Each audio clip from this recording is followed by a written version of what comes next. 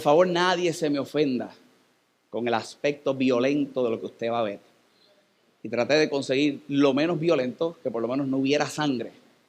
Pero gráficamente lo que yo quiero mostrarte en esta mañana y la idea que quiero mostrarte está plasmada con el video que vas a ver. Así que con ese disclaimer, por favor, que nadie se me ofenda. Y tú que me estás viendo a la distancia, le damos la bienvenida a los que se conectan a través del YouTube, los que están en nuestra página en el internet, los que se conectan a través de Zoom. Qué bendición que estás por ahí conectado. No te me ofendas. Mira la pantalla y aquí vas a ver plasmado con lo que quizás al final vas a poder recibir del mensaje de hoy.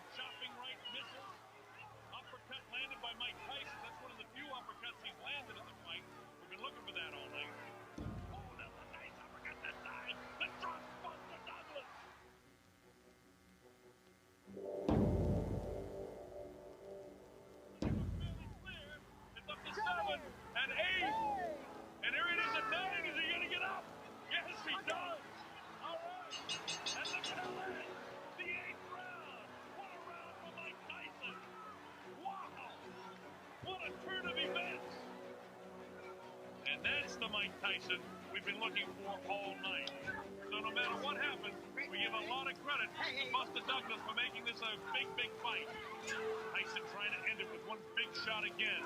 He's down, he comes to the uppercut. Come on, brother, Buster's throwing shots back. Hey, look at this. Look at Buster coming back. Did he fight for the life of Mike? I don't know, he's got him again. Oh, nice uppercut by Buster Douglas. Look at this. He's knocked Mike Tyson down for the first time in his career. Mike Tyson hits the canvas. He's in big trouble. He may not be able to recover to number 7.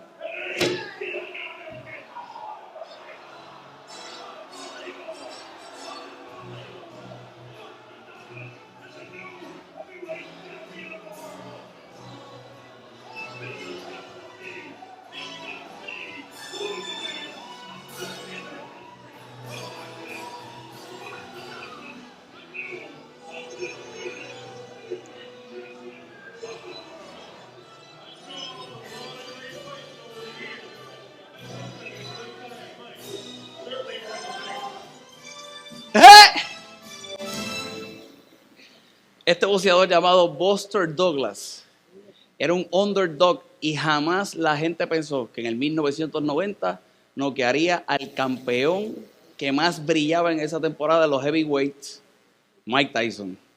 Nadie se lo esperaba. Y en 1990, este hombre, y usted vio ahí, que luego de haber recibido varios golpes y haber visitado la lona, se levantó y terminó teniendo la victoria. Las semanas pasadas hemos estado estudiando, ¿verdad? Y hemos estado hablando sobre el tema más fuertes que nunca. He dicho anteriormente que lo que yo considero, ¿verdad?, que sucederá este próximo año en cuanto a lo que será, lo que se escuchará y las experiencias que nos podremos exponer, ¿verdad?, y específicamente a las influencias externas, requerirá de nosotros mucha fuerza, siendo año eleccionario. Las noticias que surgirán, la influencia que se tratará de tener, tanto positiva, negativa, las cosas que se dirán que son reales, las que no son reales. Y como he dicho anteriormente, todos nosotros tendremos que dirigir nuestro pensamiento, dirigir nuestro oído, nuestro corazón hacia la fe, dirigir nuestra vida hacia el creer, pero requerirá que cada uno de nosotros seamos más fuertes que nunca. Las semanas pasadas nosotros hemos visto a través de los mensajes, si no los has visto puedes ir al canal de YouTube, como siempre Dios está. Y si Dios está, te dará las fuerzas necesarias y hemos visto algunos aspectos de lo que es la fuerza para entonces poder continuar. Y no solamente la fuerza, como vimos semanas anteriores, para sobrevivir, para sobresalir. Una de las cosas que hablamos fue que la misma fuerza que necesitabas para sobrevivir será la misma fuerza que necesitarás para sobresalir. Dios te da la capacidad de poder sobresalir en tu vida. Nosotros vimos semanas anteriores cómo tenemos que volvernos obstinados por cumplir lo divino, obstinados por poder conquistar la promesa del Señor en nuestra vida, y de la misma forma en que nos volvemos obstinados para poder vivir como Él quiere que vivamos. Vieron la semana pasada, creo que con un fascinante mensaje de parte de la pastora, cómo debemos cuidar nuestro corazón para no fallar en Él. Cómo no debemos fallar en el corazón. Hoy yo quiero que nosotros miremos otro aspecto de lo que es la fuerza y la razón del por qué vivir en ello. Acompáñame al libro de Isaías. Hemos visto este capítulo, hemos visto algunos versos de la palabra del Señor que se encuentran en este capítulo, Isaías, el capítulo 41. Que se refieren al esfuerzo. Hemos puesto un contexto de lo que estaba sucediendo en este instante. Yo quiero que me acompañes al verso 14, Isaías 41, específicamente el verso 14. Voy a leer del verso 14 al verso 20. Este capítulo es el que nosotros hemos estado estudiando. Las pasadas semanas vimos el capítulo 41, vimos el capítulo 40, siendo parte del contexto de este capítulo, ¿verdad? El profeta hablando en aquel momento histórico actual de aquella gente con lo que tendrían que trabajar en cuanto a lo que era la idolatría.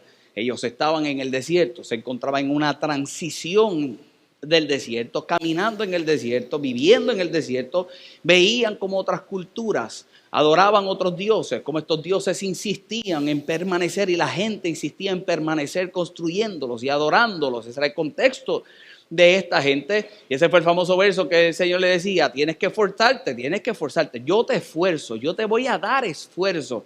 Y es lo que estuvimos viendo las semanas pasadas, mientras estaba la influencia de los demás, pensando que aquellos dioses tenían algún tipo de resultado en la vida, ellos tendrían que permanecer creyéndole al Dios de Israel. Y dirías en el día de hoy, pastor, es que nosotros no practicamos lo que es quizás el reverenciar a otros dioses y la idolatría. Y decíamos semanas pasadas que quizás no idolatras una estatua, pero sí con tu tiempo, cuando haces un análisis general de él, muchas de las cosas que le dedicas ese tiempo lo pones por encima de Dios y hay una cierta idolatría. Hay gente que idolatra el problema, hay gente que pone por encima el problema, la situación, aquello que están pasando, se encuentran viviendo mucho más grande de lo que es Dios y creer que Dios te capacita para ir más allá de eso que te encuentras viviendo y te vuelves hasta cierto punto un idólatra. Toda la influencia que se puede recibir. Esta gente tenía un conflicto natural y tenía un conflicto emocional y espiritual. El conflicto natural de tener que luchar con todo el desierto, con todo el calor, con el sol que estaban experimentando y adicional la carga emocional y espiritual que se tenía por toda la lucha aquella de la idolatría. Y vienen estos versos, luego que leímos el verso 13, el 14, donde Jehová les decía a través del profeta: yo te voy a esforzar, yo te doy la fuerza, yo soy quien te esfuerzo, yo estoy contigo. Viene el verso 14 y mira lo que dice la palabra del Señor para plasmar las ideas en esta mañana. No temas, gusano de Jacob. No temas, gusano de Jacob, o vosotros los pocos de Israel. Yo soy tu socorro, dice Jehová, el Santo de Israel es tu Redentor. No temas, gusano de Israel. Esa metáfora gusano utilizándose de verdad para poder realizar, para poder resaltar lo que era la debilidad y la vulnerabilidad de aquel pueblo el cual Dios se estaba dirigiendo. Pero era una debilidad que entraba en una comparativa con la grandeza de Dios. Porque tú dirás, mira cómo Dios estaba tratando a esta gente, como un gusano. No, delante de Dios con toda su grandeza y toda su fortaleza, la nuestra nunca será suficiente. Y con esta metáfora del gusano, lo que estaba haciéndonos entender, no solamente a ellos para que lo pudieran realizar en el estado donde se encontraban, sino todos los que fuéramos expuestos a esta palabra, supiéramos el grado de vulnerabilidad, el grado de debilidad que esta gente tenía en comparación a todas las fuerzas de él. En él habían fuerzas. Él era el Santo de Israel. Él era el Redentor. Se destacaba la condición frágil de este pueblo. Pero ahora yo quiero que tú observes la promesa que se daba y la promesa que le daba a Dios a esta gente aún en su debilidad. Mira el verso 15. He aquí que yo te he puesto por trillo nuevo, lleno de dientes. Trillarás montes y los molerás, y collados reducirás a tamos. Era un nuevo instrumento para trillar. Él comienza a hablarle en su lenguaje para que pudieran entender lo que Dios haría en sus vidas. Lo que Dios comenzaría a hacer en sus vidas. Mira el verso 16. Los aventarás y los llevará el viento y los esparcirá el torbellino, pero tú te regocijarás en Jehová, te glorificarás en el Santo de Israel. Olvídate la presión que estás teniendo, eso pasará. Olvídate lo que estás viviendo, eso pasará, pero pasará cuando tú estés consciente que hay uno más grande que tú, el Dios de Israel. Si eso es poderoso y eso es grande, yo quiero que nos concentremos en estos versos. Y la semana pasada traía un poco y adelantaba un poco de lo que predicaría hoy, ¿verdad? En nuestra iglesia en Carolina. Dice el verso 17, los afligidos y menesterosos. ¿Qué dice la palabra del Señor que buscan? Buscan las aguas. Los afligidos y los menesterosos buscan las aguas. ¿Y qué dice la palabra del Señor? No las hay. Seca está de sed su lengua. Pero dice la palabra del Señor, yo Jehová los oiré, yo el Dios de Israel, no los desampararé. Cuando está hablando de un afligido, está hablando de una persona deprimido de mente. Estaba deprimido de mente por causa de las circunstancias. Cuando habla del menesteroso, en un sentido del querer, es una persona que no considera que lo que está obteniendo es suficiente. Y se vuelven mendigos de la manera incorrecta, con una insatisfacción continua. Y él está diciendo, el Señor les está diciendo, el que está afligido de mente por su condición, el que está deprimido de mente por sus circunstancias, aquel que está inconforme porque considera que lo que está recibiendo no es suficiente, tiene la necesidad de aguas. Esta gente, una vez más, experimentándolo, tanto naturalmente hablando como a nivel espiritual. Naturalmente hablando, casi ninguno de nosotros podía experimentarlo. Ninguno de nosotros vivimos un desierto. Ninguno de nosotros pasaríamos un calor tan extremo en nuestro cuerpo, ¿verdad? A nivel de perder la vida. Que poco que mucho hay un abanico al frente que nos va a dar. Y si el carro no tiene aire acondicionado, yo he visto 2 o 3 que ponen un abaniquito eléctrico y mira lo más gracioso que se ve, pero su fresco se echan. Esta gente tiene una condición extrema y Dios le está diciendo, la gente es así, la gente vive así. Hay gente afligida, hay menesterosos, hay gente que tiene una necesidad, pero esa necesidad puede ser suplida, dice la palabra del Señor. Porque de inmediato que se establece la necesidad, de parte de Dios recibiremos una promesa.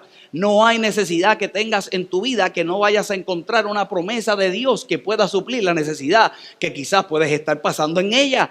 Es la palabra del Señor la que te hace esa provisión. Y cuando nosotros miramos el aspecto del agua, dentro de su palabra, valga la redundancia, muchas veces hace referencia a eso mismo. Cuando se habla de agua, es la palabra de Dios. Pero no solamente es la palabra de Dios. Y hay unas enseñanzas poderosas que el pastor Otoniel ha estado, ¿verdad?, dando en estos días. Y hace referencia en cómo hay veces que en la palabra del Señor se trae el agua en el aspecto de cómo nosotros podemos volvernos esa agua que otros pueden ver, pero hay un agua que es mucho más grande. Es el agua que prometió Jesucristo, nuestro Señor, que al morir en la cruz del Calvario, resucitar el tercer día, la palabra del Señor dice, y Él mismo establece, que cuando bebes de ella no tendrás sed jamás. Y dice su palabra en el verso 18, luego de establecer la necesidad necesidad. Cuando viene la promesa, en las alturas abriré ríos. En las alturas abriré ríos y fuentes, escucha bien, en medio de los valles. Abriré en el desierto estanques de agua y manantiales de agua en tierra seca. Dios comienza a decirle, habrá suficiente, y no solamente habrá suficiente, habrá de sobra, habrá abundancia de agua, agua donde antes no se pudo haber encontrado. Siempre que hay una necesidad, luego de establecer la necesidad, vendrá la promesa de Dios para nuestra vida, la promesa de Dios que nos llevará a poner nuestro pensamiento en lo sobrenatural.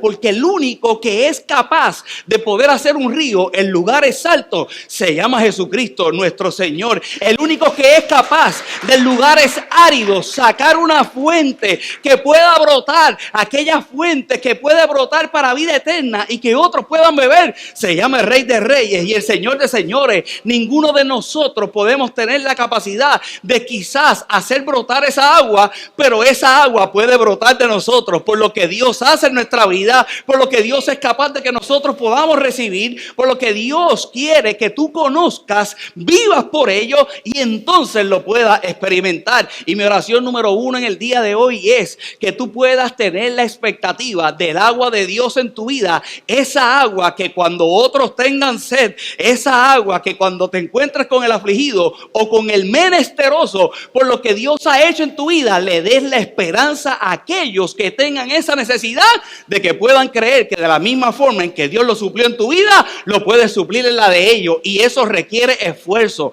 Es más fuerte que nunca para poder creer que en los momentos más áridos de tu vida encontrarás el agua que Dios es capaz de provocar en ti. Cuando tú te esfuerzas, siempre tendrás que creerle a Dios. Siempre tendrás que creerle a Dios que en Él habrá una atención divina para cada uno de nosotros. En Dios hay una atención divina para ti. Dios está al tanto de lo que sucede en tu vida. Dios sabe lo que está sucediendo. Ah, pastor, pues si supiera lo que está sucediendo, yo no quisiera estar viviendo lo que estoy viviendo. Ese sería el pensamiento natural de cualquiera. Pero con lo que te he dicho en el día de hoy, eso sería quedarte en el lugar árido sin la expectativa de una fuente. Pero cuando tú puedes trascender y creer que Dios está a tu atención, tú deberías poner tu atención en Él para que entonces te des cuenta que el lugar seco no es tan seco como tú pudieras creer. Hay una fuente que puede fluir y esa es mi oración que tú puedas recibir como punto de partida en el día de hoy. No, tú miras el verso 18, dice la palabra del Señor, 19, daré en el desierto cedros, acacias, arrayanes y olivos. Pondré en la soledad cipreses, pinos y bojes justamente. Pero mira lo que dice el verso 20, porque en este verso 20 es donde está la razón de que suceda todo lo que te he expuesto anteriormente. ¿Qué dice la palabra del Señor en el verso 20? ¿Para qué? ¿Para qué qué? Para que vean. ¿Para qué más? Para que conozcan. ¿Para qué más? Para que adviertan. ¿Y para qué más? Y para que entiendan que la mano de Jehová hace todo esto y que el Santo de Israel lo creó. Una vez más, cuando las aguas surgen en tu vida, ¿es para qué?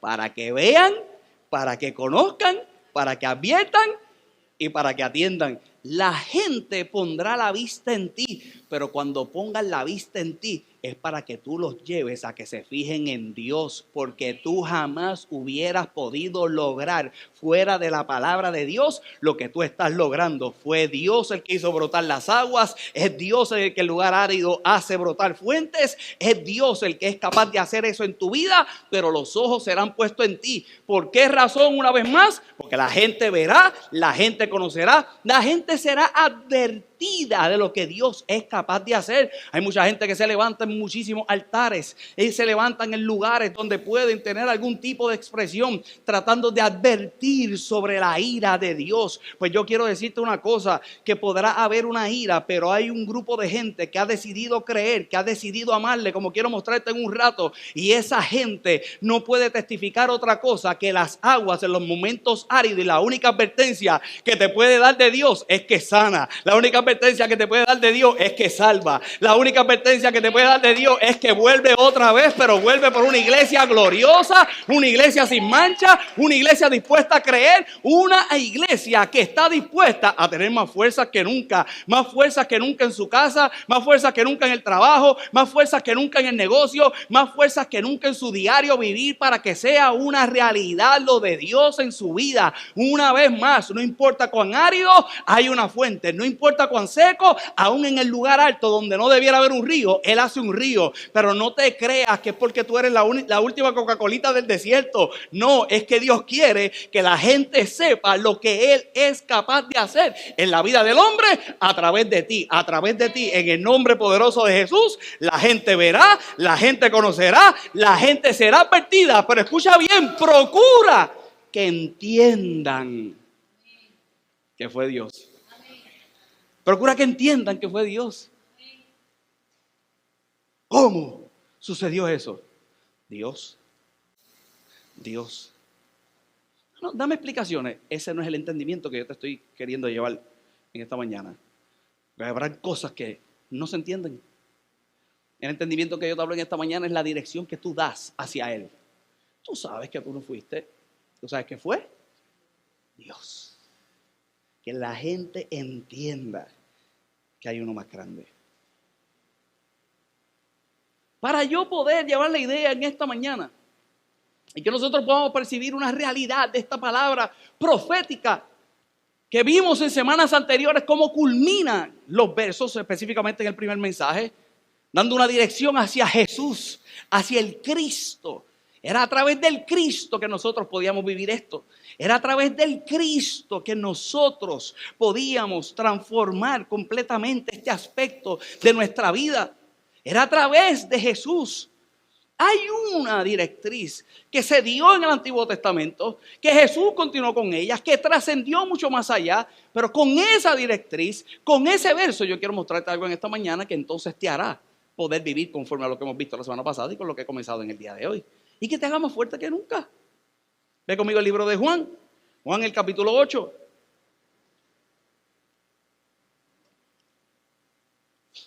La semana anterior, antes que la pastora predicara, yo te dije que la próxima semana iba a estar hablando de la verdad. No sé si tú recuerdas.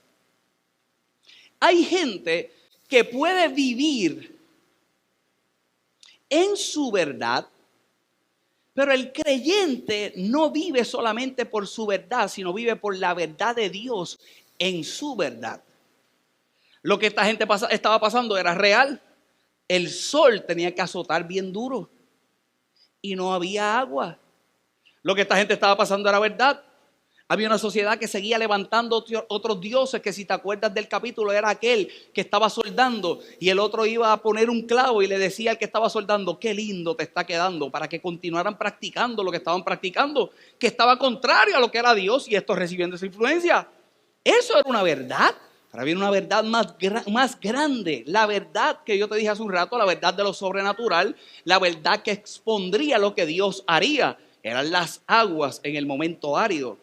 La palabra del Señor dice en el libro de Juan, el capítulo 8, el verso 31 y 32, dijo entonces Jesús a los judíos que habían ¿qué? Creído en Él. Él le dice a los judíos que ya habían creído en Él. Los que habían hecho una transición en el pensamiento, habían recibido su enseñanza, habían creído en Él. Si vosotros permanecierais ¿en qué? En la fuente, en el agua. Si permanecieran en mi palabra, ¿qué dice? Seréis verdaderamente mis discípulos. Si son discípulos, porque conocen la palabra, ¿qué dice?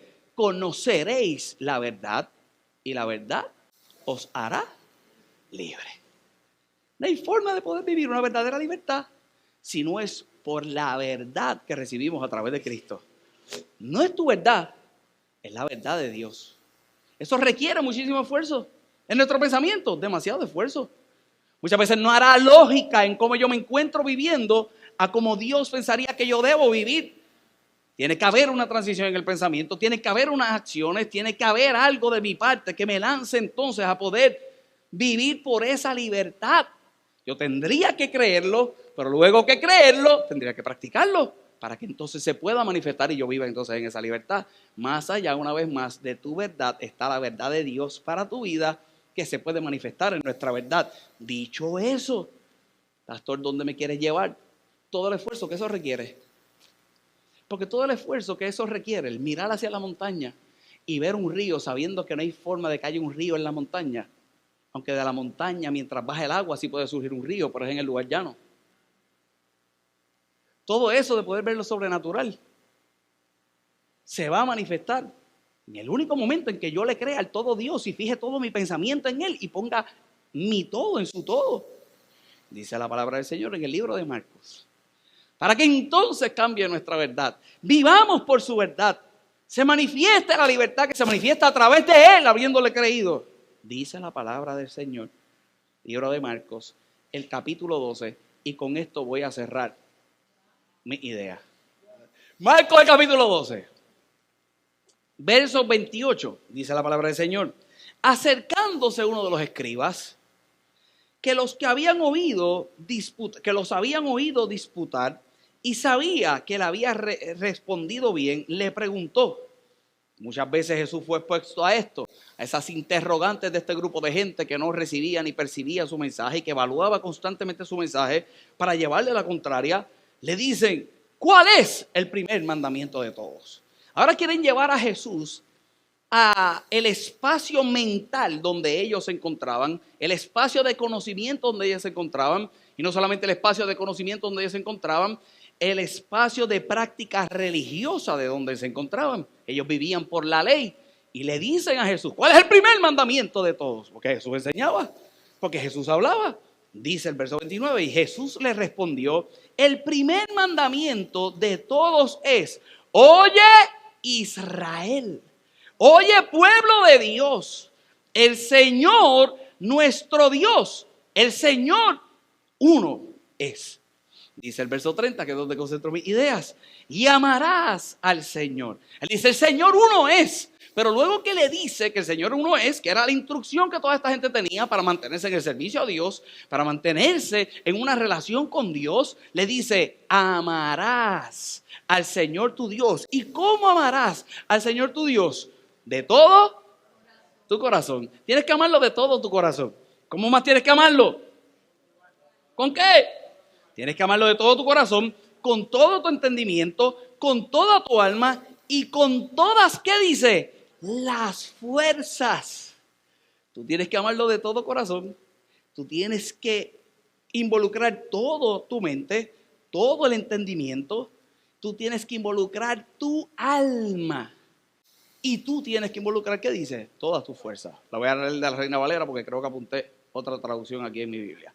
Una vez más, y amarás al Señor tu Dios con todo tu corazón, con toda tu alma, por eso ustedes dijeron tu alma, porque ustedes tienen la Reina Valera, con toda tu alma y con toda tu mente. ¿Y con qué? Y con todas tus fuerzas. Y este es el ¿qué? El principal mandamiento. Y el segundo semejante, amarás a tu prójimo como a ti mismo, y no hay otro mandamiento mayor que este. Entonces el escriba le dijo, bien, maestro, verdad has dicho que uno es Dios y no hay otro fuera de él. Y amarle en todo el corazón, amarle en todo el corazón y en todo el entendimiento y en toda el alma y con todas las fuerzas, y amar al prójimo como a uno mismo es más que todos los holocaustos y sacrificios. Si tú puedes hacer eso. Ahora no es Jesús expresándose, es este hombre dejando de entrar en un conflicto con Jesús y poniéndose de acuerdo en una cosa, que todo su ser se entregaba al todo de Dios y que era más grande que cualquier sacrificio. Yo no sé si tú puedes saber, y yo no sé si tú recuerdas, aquellos que tienen un poco más de conocimiento, que en la antigüedad, para poder permanecer en el Antiguo Testamento antes del sacrificio de Cristo, había que hacer sacrificios para permanecer en una relación con Dios. Y ahora hay un hombre que creía en los sacrificios, escuchando a aquel que sería el sacrificio de sacrificios, decirle: si tú amas a tu Dios con todo tu corazón, con toda tu mente, si tú puedes amarlo con el alma, si tú puedes amarlo con toda tu fuerza, involucrando tu todo en el todo de Dios, es más grande de lo que en aquel momento histórico los haría permanecer en una relación con Dios. Y mira entonces lo que dice Jesús en el verso 34. Jesús entonces, viendo que había respondido sabiamente, le dijo: no estás, ¿qué dice? Lejos del reino de Dios. No estás lejos del reino de Dios. Este hombre se había acercado al reino de Dios al percibir que vendría quizás un sacrificio más grande, un sacrificio que verdaderamente lo haría permanecer en Dios. ¿Qué sacrificio? El involucrar todo su ser en el todo de Dios para percibir quién realmente era el Dios de su vida. Y si yo quiero algo que tú recibas en este instante, es que de la misma forma tú tendrás que operar. La ventaja es que no te acercas al reino de Dios, sino que ya puedes vivir el reino de Dios, porque el sacrificio fue hecho. Jesucristo en la cruz del Calvario derramó su sangre, la salvación la experimenta aquí y ahora, y cuando involucras tu todo en su todo, tu vida entonces es transformada, pero requiere una vez más que involucres todo tu ser en el todo de Él para que puedas vivir en ello, que involucres tu corazón, que involucres tu alma, que involucres, y en esto voy a cerrar, tu mente, pero tienes que involucrar las fuerzas, tienes que involucrar las fuerzas, y de las cosas que mayor énfasis tendrás que hacer en tu vida, y aunque no voy a abundar en una de ellas en esta mañana, sino en la segunda, una de ellas tendrá que ser en la mente. Tú vas a tener que involucrar toda tu mente, y requiere mucho esfuerzo el involucrar la mente para poder creer la verdad de Dios a través de Jesús en tu vida. Hay que involucrar todo nuestro pensamiento. La gente pretendería distanciar la mente de lo que es Dios, porque hay elementos espirituales que yo no entiendo, hay elementos espirituales que yo no sé si creerlo, y prefiero entonces no involucrar la mente. Tienes que involucrar la mente, pero como yo he dicho muchas veces, la gente cuando involucra la mente es para quererse distanciar de Dios, no para acercarse a Él. Cuando involucres la mente en todo lo que Dios puede hacer en tu vida, cuando involucres tu facultad de pensar, que es lo que está diciendo ahí el escritor en el original, cuando tú involucres la facultad de pensar, cuando tú involucres el entendimiento, cuando tú hagas un estado reflexivo en tu vida, cuando tú percibas, cuando tú realmente medites en aquello que es Dios, sea para acercarte a Él y sea para que se manifieste lo divino en tu vida. La palabra de Dios dice: yo lo creo, si lo creo lo practico, si lo practico lo vivo, y si lo vivo veo los resultados de parte de Dios en mi vida. Yo tengo vida eterna allá, pero también tengo vida eterna acá, y una manifestación de esa vida eterna en mi vida desde ahora. Toda tu mente, pero no puede ser toda la mente, solamente la mente. Tiene que ser toda tu fuerza.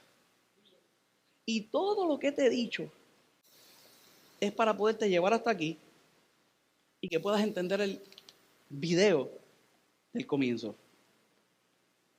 Cuando nosotros vemos esa palabra, fuerzas, a lo que se está refiriendo es a ser contundente. Es ser contundente. Cuando tú decides servirle al Señor, cuando tú decides amarlo a Él de la forma en que se está manifestando en estos versos, parte de lo que tendrás que hacer tendrá que ser con contundencia.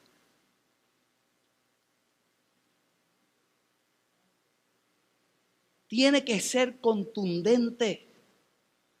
Cuando yo te hablo de algo contundente, es que nosotros podamos tener la capacidad de expresar ideas, argumentos, acciones de maneras claras, fuertes y convincentes. ¿Para qué? Para que tengan un impacto decidido y efectivo en mi vida. Tus decisiones en Dios de hoy en adelante, ¿sabes cómo tienen que ser? Contundentes. Si tú amas a Dios con toda tu fuerza, tu vida cambia contundentemente. Las decisiones que toma no son decisiones de... Es contundente. Las acciones que tienes cuando tú dices amar a Dios con todas tus fuerzas, contundentemente, no son acciones de, uy, el Señor me ama. No, porque el Señor te ama. Tú actúas contundentemente en amor hacia Él. Y ahora te pregunto yo, ¿qué acciones contundentes tendrías que tomar en tu vida? ¿Qué acciones contundentes tienes que tomar en tu vida? ¿Qué relaciones quizás se tienen que dejar? ¿Con quién te tienes que unir? ¿De dónde tendrías que salir? ¿Dónde tienes que entrar? ¿Qué acciones contundentes tienes que tomar en tu vida? ¿Qué decisiones contundentes tienes que tomar en tu vida? Para que te vayas apartando cada vez más de no tener la relación que debieras tener con Dios por el tan solo hecho que lo amas con todas tus fuerzas, contundentemente, de hoy en adelante. Al escuchar esta palabra y exponerte esta palabra, tú vas a vivir amándole contundentemente, y de la misma forma será contundente lo que Él será capaz de hacer en ti. Es su verdad manifestada en tu vida, pero no se va a manifestar en tu vida si tú no lo amas con todas tus fuerzas y si tú no te vuelves una persona contundente. Contundentemente voy a orar, contundentemente, y siendo con ese aspecto de la contundencia, yo voy a creerle a Dios, voy a leer la palabra, voy a aplicar la palabra, voy a vivir por la palabra y veré los grandes resultados de Él en mi vida. Para poder concluir y explicar mejor cuál era el aspecto de contundente. Cuando tuviste el boxeador, este hombre era un underdog, lo que se conoce como un underdog. Jamás se pensaría que iba a ganar. Y este hombre recibió muchos golpes. Este hombre recibió un golpe que pareció ser contundente y visitó la lona, pero no fue tan contundente como lo que sucedió después. Aquel hombre se levantó y aunque se pensaría que no iba a tener la victoria, entonces pudo ser lo suficientemente valiente y se esforzó para poderla tener. Y cuando todo el mundo apostaba a que no la tuviera, él no le importó lo que dijera todo el mundo, sino que se paró, siguió peleando y con fuerza llegó un golpe lo suficientemente contundente que llevó a su opositor a que tocara la lona y él tuviera la victoria que nadie esperaba. Y mi oración en el día de hoy es que tú puedas tener esa victoria sabiendo que aún por las decisiones que tú has tenido, sabiendo que aún por lo que tú has vivido hasta el día de hoy, estás dispuesto a renunciar a eso, a amar a Dios con todas tus fuerzas y ahora ser contundente para Dios y ver cómo te levanta, te sacude y los golpes que comienza a dar, que para cerrar te tocaré cuáles serán, esos golpes te lleven a experimentar lo divino en tu vida. Con un ejemplo bíblico yo pudiera concluir en esta mañana, un ejemplo bíblico muy conocido que se encuentra en el libro de Primera de Samuel, el capítulo 17. Voy a leer los versos muy rápido para que tengas el ejemplo gráfico de lo que es la contundencia que yo te estoy hablando en el día de hoy. Dice el verso 41: y el filisteo venía andando y acercándose a David. Todo el que conoce la palabra ya sabe para dónde voy. Y acercándose a David, este gigantón comienza a hablarle a toda una nación y termina hablando con un ser insignificante. Este hombre comienza, este gigante, Goliat, y lo traigo a referencia por este acercarse a David, comienza hablándole a toda y retando a toda una nación que tenía un rey.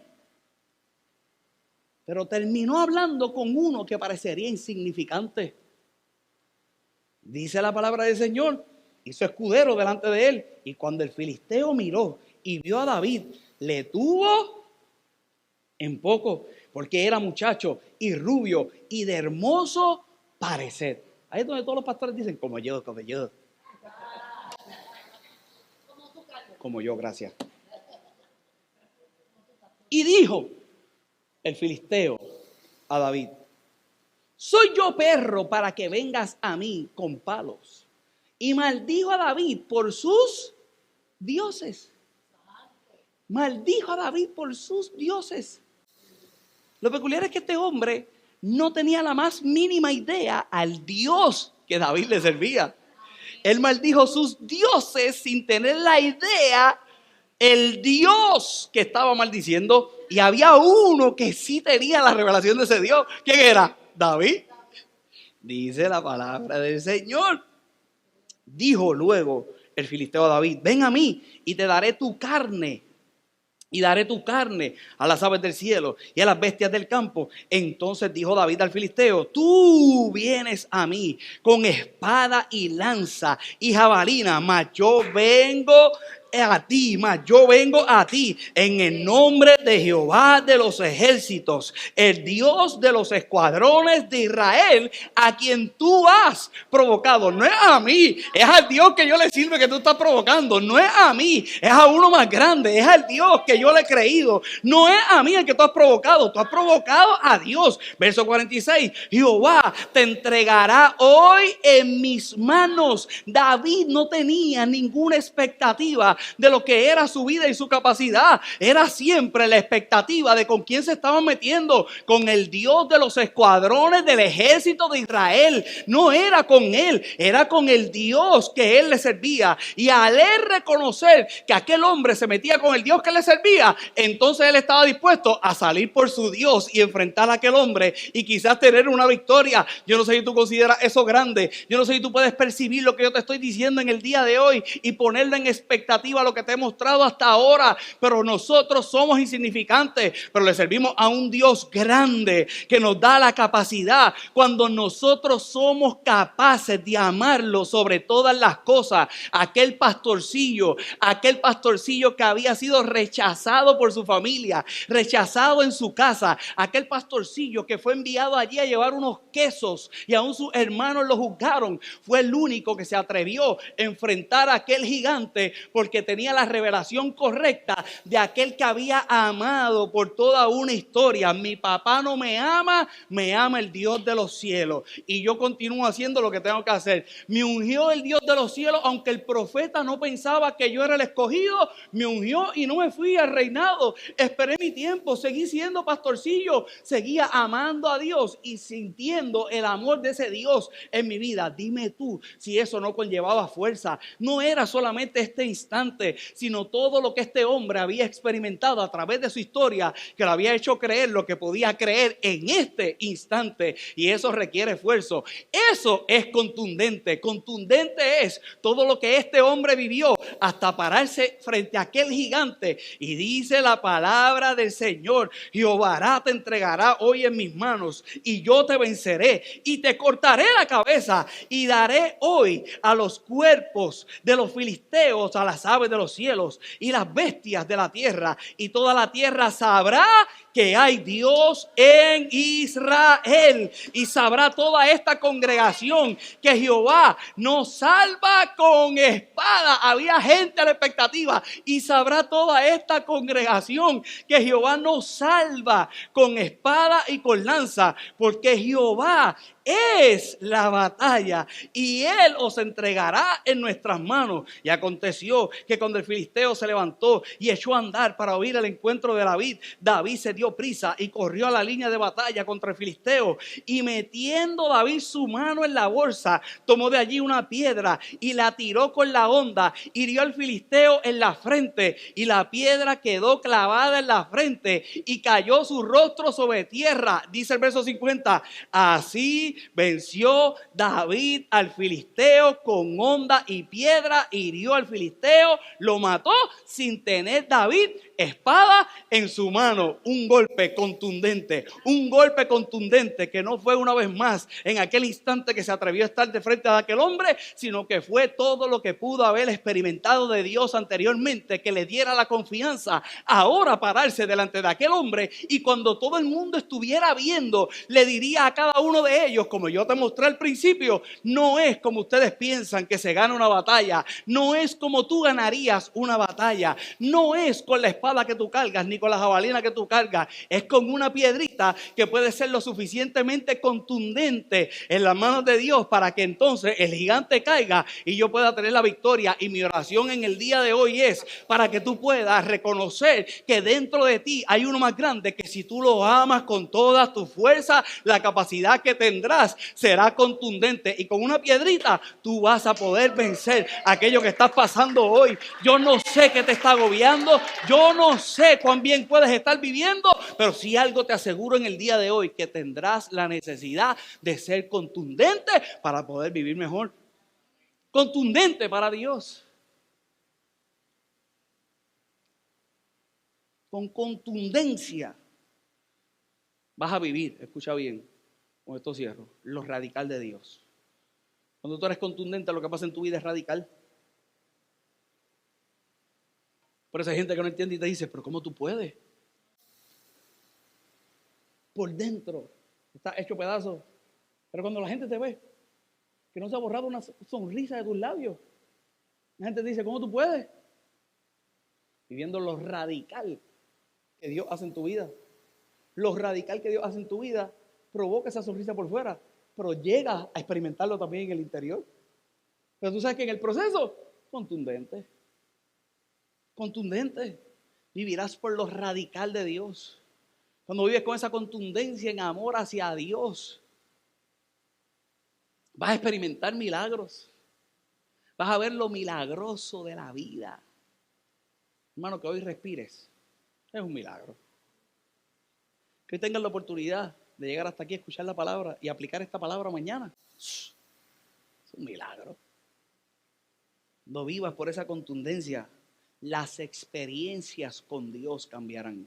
Cuando tú ames a Dios con todas tus fuerzas, cuando ames a Dios contundentemente, las experiencias con Él cambian. Comienzas a vivir por un propósito en específico. David no chocó este gigante por chocarlo. Había un propósito en específico en su vida. Eso era parte de lo que tendría que suceder para exponerse a ese propósito. Yo le pido al Señor en el nombre poderoso de Jesús.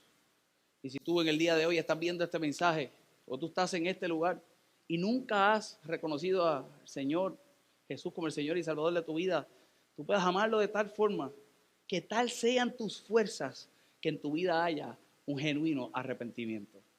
En nuestra vida hay un genuino arrepentimiento. Nosotros dejamos de practicar lo que practicábamos. Nosotros sabemos lo que nos aleja y nos acerca de Dios. Cuando te hablo de arrepentimiento, va mucho más allá de aquel pecado que tú pensarías que jamás sería perdonado. Hay cosas tan pequeñas que tú considerarías que no te separan de Dios y te están separando de Dios, y debieras de apartarte de ellas y acercarte más a Él. La idea es la relación que puedes tener con Él. La idea es el acercamiento hacia Él. Hay un arrepentimiento genuino en nuestro corazón. Y por último, para orar en el día de hoy, si me ayudas en el piano, necesito un pianista. Por último, en el día de hoy, quiero que lo recibas en tu corazón. Comienzas a experimentar el incondicional amor de Dios en tu vida. El incondicional amor en tu vida que hace brotar fuentes en los lugares áridos. El incondicional amor en tu vida que provoca ríos en los lugares altos. El incondicional amor en tu vida, de Dios en tu vida, que aun cuando toques la lona, tú eres capaz de levantarte y dar el golpe contundente.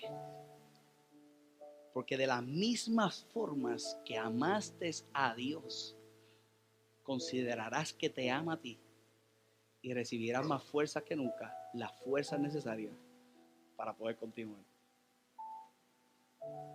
Yo le pido al Señor, número uno, que me haya explicado de la manera correcta, y número dos, que tú salgas de este lugar creyendo que eres más fuerte que nunca, más fuerte que nunca, más fuerte que nunca. Lo que has vivido te ha hecho más fuerte que nunca. Hoy, reconociendo que lo que harás de hoy en adelante será contundente. Contundente. Contundente. Contundente. Contundente. Hoy, mientras hacía el mensaje, ahora voy a hacer un corredor del mountain bike. Gracias a una oveja que tengo, que eso ha fastidiado como por 5 años, Carla. Para que corra bicicleta, y ya quiero correr bicicleta. O sea, hay otro que se juntó, entonces ahora los dos. Y me dio. Los otros días me llevó, martes, antes de yo predicar aquí en la noche, a correr mountain bike. No sé cómo rayos estos tipos lo hacen.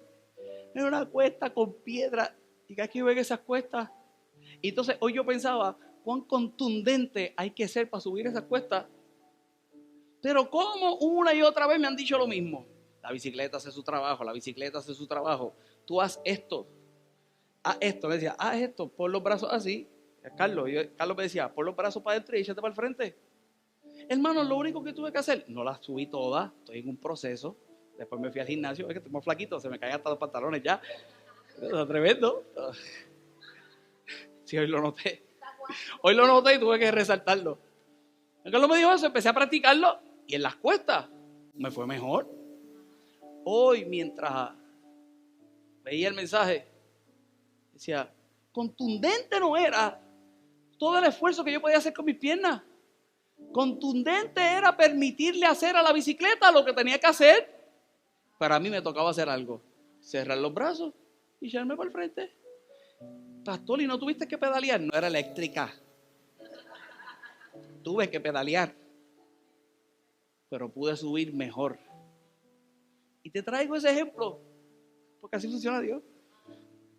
Dios pudiera ser eléctrico. Pero Dios no quiere ser eléctrico. Dios quiere que tú cierres los brazos, te eches hacia el frente y permitas que Él haga la función que tiene que hacer mientras tú pedaleas. Y juntos suben la cuesta. Cuando llegue arriba, hermano, yo vi un paisaje allí que Carlos se paró. Carlos me dijo, vamos con un receso aquí. Vamos con un receso aquí. El otro que no pudo subir con nosotros porque se le explotó una goma, a los días fue. Y cuando subió, dice, tuvo una experiencia con Dios increíble. Dios estaba en ese lugar. En los lugares altos. Pero ¿sabes todas las cuestas que tuvo que subir? Contundentemente, no es atacar la cuesta con tu pedaleo y tu fuerza. Contundentemente siempre será confiar en ese amor de Dios, pero tú amarlo sobre todas las cosas y saber que Él hace algo en tu vida en el nombre de Jesús. Dale un aplauso.